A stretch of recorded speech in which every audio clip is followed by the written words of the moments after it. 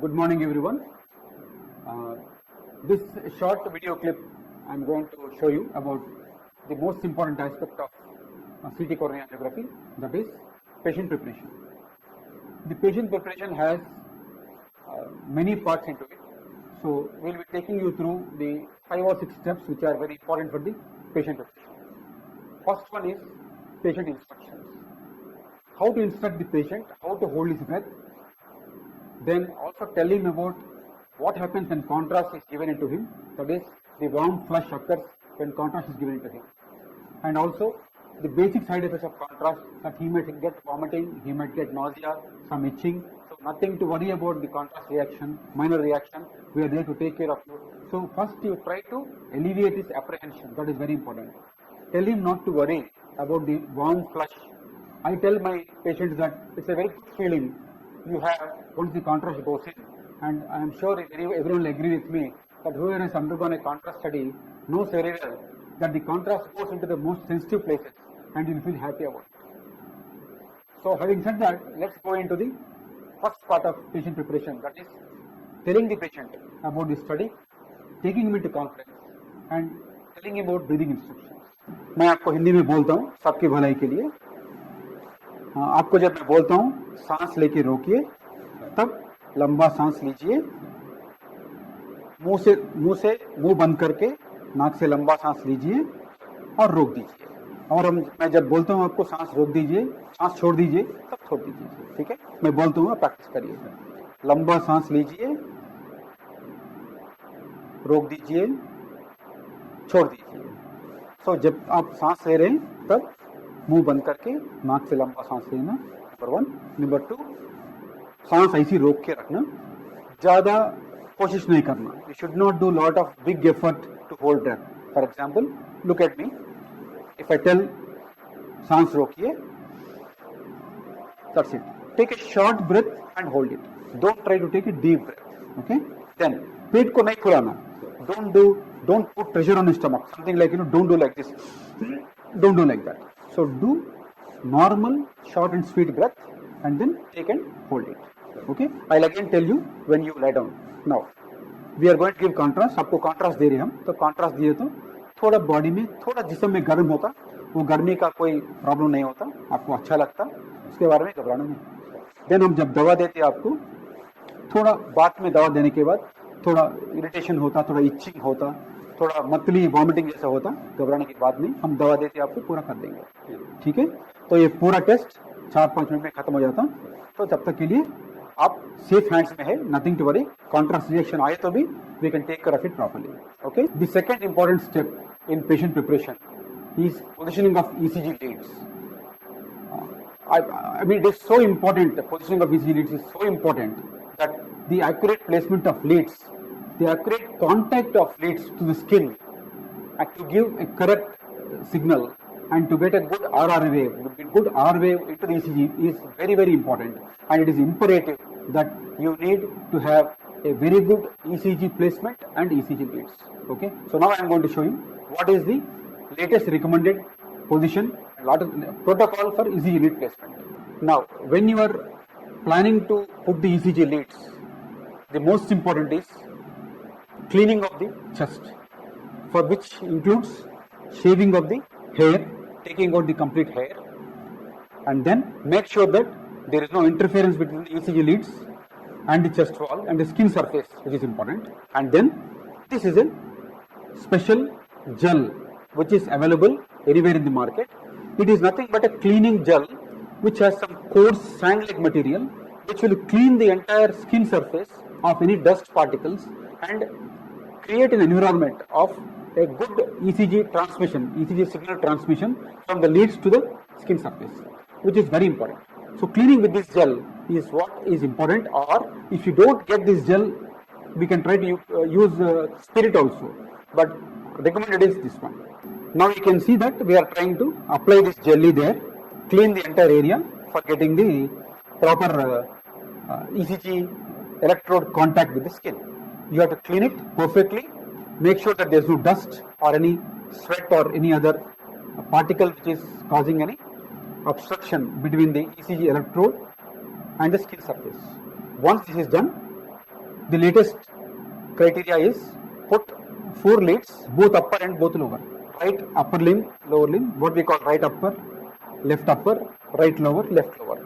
Now we are putting ECG leads. Now we are putting the left upper lead.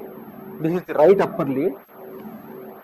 Then comes the right lower lead, almost at the apex, just close to the LV apex. Very important. It should be close to the LV apex. It should be over the hard surface, not on the soft skin.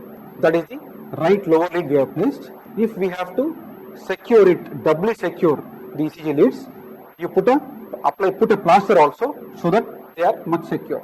Now we will connect the ECG to it. There is a controversy on the positioning of ECG leads with patient hands positioned down or above the head. So it should be left to individual practice, but all we have to make sure is that the ECG leads must be secured firmly, so that even if the patient puts his hands above his head in the position where we inject contrast, the leads should not be disturbed. That is very important.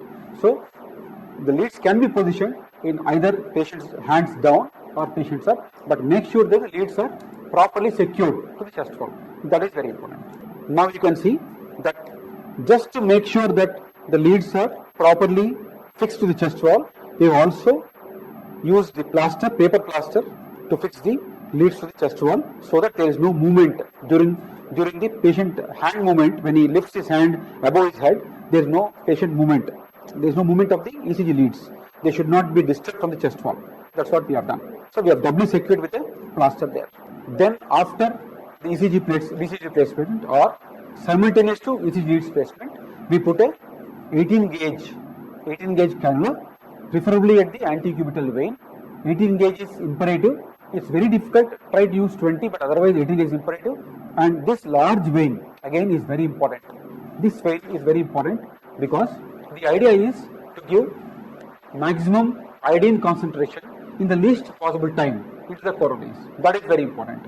Give maximum iodine concentration in the least possible time into the coronaries. That is why you need a wider cannula, and you dump contrast at 5.5 ml per second rate and 80 or 85 ml depending upon the patient's weight. Now one important step when the patient is asked to put his hands over his head is that you can always ask him to hold his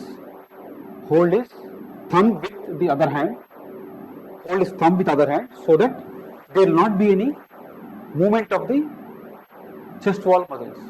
So what we need to secure is that the patient is comfortable holding his hands, so that the chest wall movement, the movement of the pectoralis muscle and movement of the chest wall doesn't happen during the procedure. That causes a lot of ECG artifacts, and we want a smooth, sharp and clear ECG signal. We don't want any artifacts caused by muscle twitching or muscle movements. So that is why patient is always made comfortable depending with this in this position. We can always give a support also to his hand, so that his muscles are all relaxed and they are not stretched because of even it could be psychological tension also, but more importantly there should not be any physical tension for the patient. Now we are going to tell him about the breathing instructions again. I'll tell him, please you can see for yourself. लंबा सांस लीजिए, रोक दीजिए, छोड़ दीजिए. लंबा सांस लीजिए, रोक दीजिए, छोड़ दीजिए. So this is how you have to train the patient on the breath hold, closing his mouth, taking breath only through his nose, fill the lungs. You can see here that the ECG signal is coming, is clear, sharp images. You can make out the R waves. Now, what is the latest concept given and being propagated for ECG lead placement is there is what is known as ECG impedance. That means impedance to the ECG signal should be checked, and then you try to make sure that the impedance is not there, and the acceptable impedance is about 35 or so. Less than 35 is normal. Now I am checking impedance now. You can see here that all the right arm, left leg, right leg, all are in blue color. None of them is in red color, and all of them are less than 25. So this impedance checking is what is very important. Ideal impedance is less than 5. It is still, it's okay if it is less than 35, and this is what is about impedance. So once you check the impedance, there is no red signal there at the ECG monitor. That means there is good transmission of signal between the ECG electrodes and the skin surface, and this study will be of a good quality without any artifacts from the ECG abnormality. Just to recap until what has been done now, we have given proper instructions to the patient, number 1. Number 2, patient has been positioned properly with his arms above the head. Number 3, 18 gauge IV line is secure. Number 4, ECG leads are placed properly, impedance has been checked properly, everything is right now. Now is the time, just before calcium scoring, to give the vasodilator. The problem with vasodilator, commercial problem with vasodilator, is the NTG spray used to give is not available now. So that is why we are trying to give, and now routinely we follow the sublingual sorbitrate tablet. This is a sorbitrate tablet. This is a 10 milligram tablet. What I do and many people do is we make it into one fourth tablet, something like this, and then we ask the patient to lift up his tongue, lift up his tongue, and then put 1/4 tablet. Give 1/4 tablet sublingual below his tongue. This is done just before the calcium scoring, so that when the effect starts in about 3 minutes time, proper calcium scoring is done, and the effect continues about 5 minutes or 10 minutes, during which time the vasodilatation is enough for the coronary arteries to be properly evaluated. So this nitrate, sublingual nitrate, 10 milligram tablet, we are making into 1/4, 2.5 milligrams, we are giving sublingually before calcium scoring.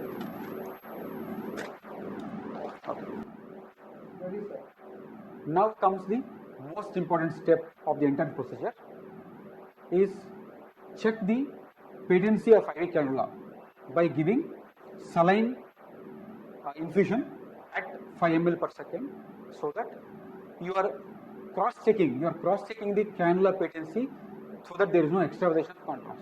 What is doing the same thing now? Checking you are giving saline with injector. Earlier we have checked with the syringe.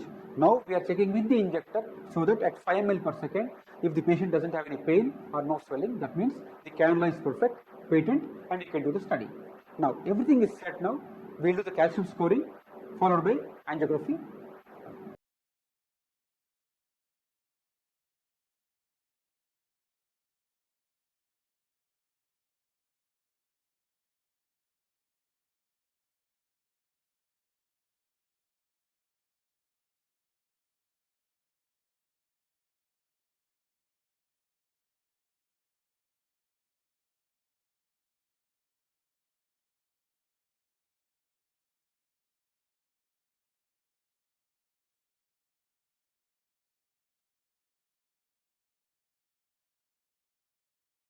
So finally, when we are starting to do the calcium score followed by a CT coronary angiogram, we are going to tell the patient about breathing instructions, then also inform him that there will be some kind of warmth during the contrast, just to make sure that he is not anxious and he doesn't get worried, and then we will go and start doing the procedure.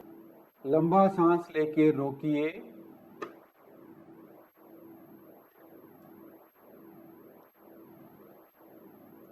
छोड़ दीजिए, आराम से ले लीजिए।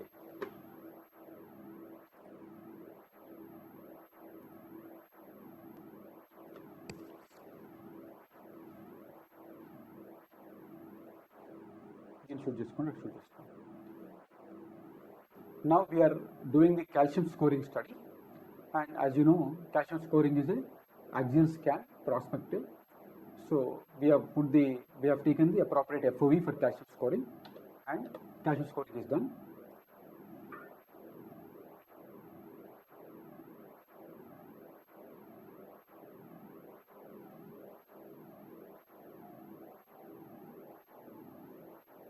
लंबा सांस लेके रोकिए,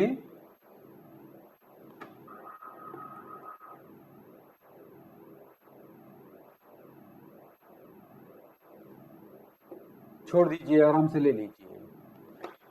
Now, after the calcium scoring is done, we will go and plan the actual cardiac CT procedure, actual CT angiography procedure. When we plan the actual procedure, we start at the level of carina and then we go up to the apex of the heart, or we can check the FOV and the range of the heart movement on calcium scoring. Accordingly, go up to the last slice where you see the base of the heart. So the starting area is, the starting point of the acquisition is from the carina.